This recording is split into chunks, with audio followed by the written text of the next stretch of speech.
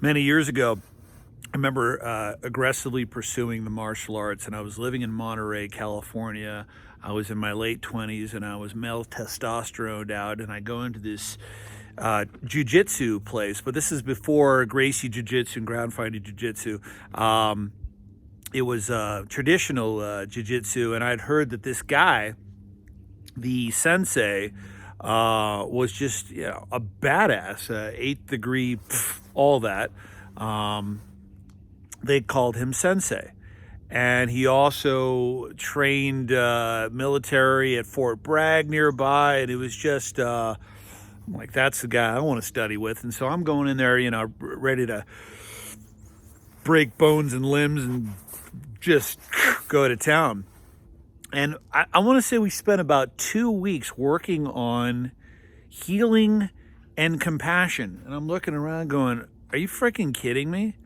Like, where's, wow.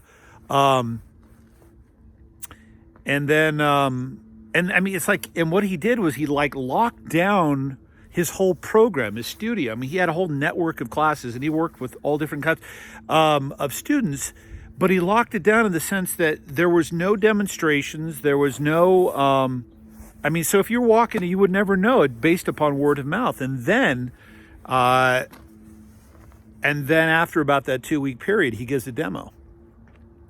And he has all his black belts lined up, and he's taken one of them on, just one after another, and he's going through his whole program, and it is like, this guy is sensational. If I'd seen, I had a glimpse of it, but if I'd seen that demo, and if you said, okay, now it's going to take a year before we even start talking about it, I would have drunk the Kool-Aid. To work with this guy. And as much as I resisted the work that I signed up, because I wanted to get there, as much as I resisted the work on healing and compassion, what that means is that, if you're going to disassemble somebody physically, not only do you have to recognize how to help them back to their feet, that's important, but it's the preemptive. And what he taught was the greatest, it's Mr. Miyagi shit. I mean, what he taught was that the greatest martial arts skill that you can master is healing and compassion, and that is here. That is here. Get those in place, because you don't want to go to that other place. But if you do, obviously protect yourself. And so thinking of this concept as the warrior and the healer as one and the same is something that we often don't think about. To heal, to love, is a skill and an art. And if we could think of combat, if we think of courage and aggressiveness and fighting forward, synonymous with healing, helping somebody else,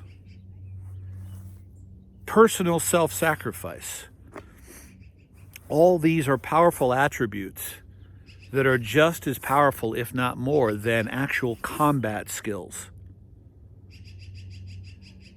And what I'm finding that's more and more interesting is that, and it's just happening on its own, is that when it comes to working with trial lawyers, when we work on these trial skills, it's becoming more and more now a blend of elements of life mastery with performance mastery.